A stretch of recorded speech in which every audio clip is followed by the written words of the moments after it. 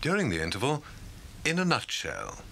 6 comic monologues written by Barry Pilton and performed by Leonard Rossiter.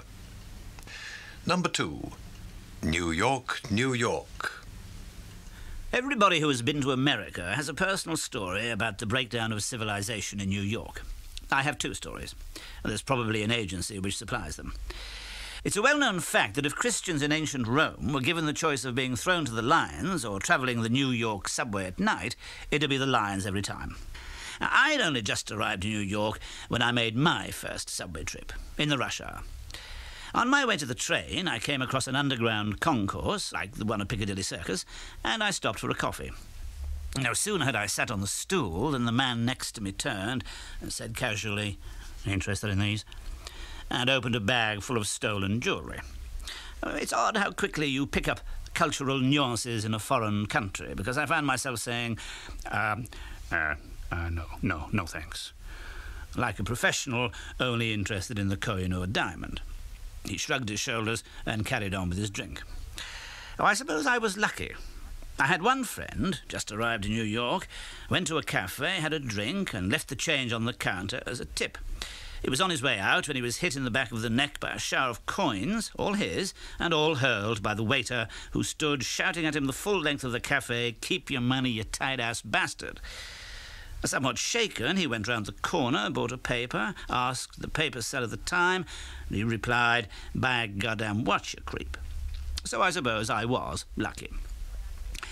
Anyway, I gave up the idea of finishing my drink and left, trying not to stare at 2 transvestites dressed exclusively in fluorescent silver paper.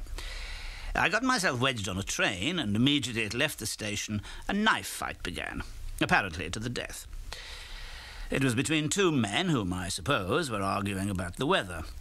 The crowd respectfully moved back to give them enough knife room, whilst at the same time trying not to notice there was a fight going on at all. Someone shouted, and in the confusion it might have been me, to pull the cord, or whatever it is that New York trains have to deal with interstation homicide. Someone pulled the cord, and in the confusion that might also have been me.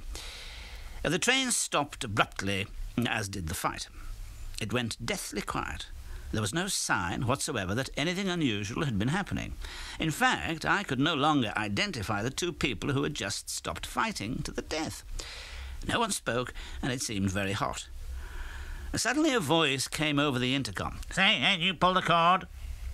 "Yes," roared back the carriage as one man, all having apparently seen West Side Story the night before. "You really?" "Yes," we all roared back again. And then there was silence once more. A very long, very hot silence. Eventually the carriage was opened up from outside by the man with a Bronx accent and a key. Without saying a word, without looking to left or right, he went straight to a box on the carriage wall, which he opened, and fiddled with a knob which apparently reset the brakes. He locked the box, walked back to the door, jumped down onto the track, and then, purely as the slightest of slight afterthoughts, he turned and said, "Say, why did you pull the cord?" Someone said, and from the accent it sounded like me, there were 2 chaps trying to kill each other. He stared at me and said, "And for that you stopped the train?" He disappeared down the track, and there was another long, hot, sticky silence, during which a lot of other people stared at me. I found myself wondering if I'd be charged with first-degree train cord pulling.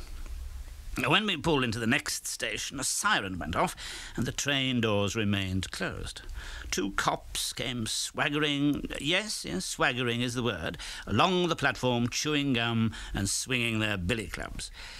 They stopped and looked at our carriage for a brief second, and then, as there wasn't the requisite amount of blood spattered over the windows, they turned and swaggered off, still chewing gum and still swinging their billy clubs.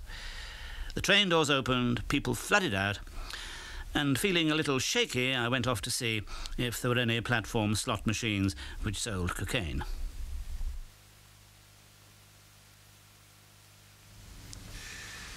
In a Nutshell was performed by Leonard Rossiter and written by Barry Pilton, and that programme was first broadcast in February last year.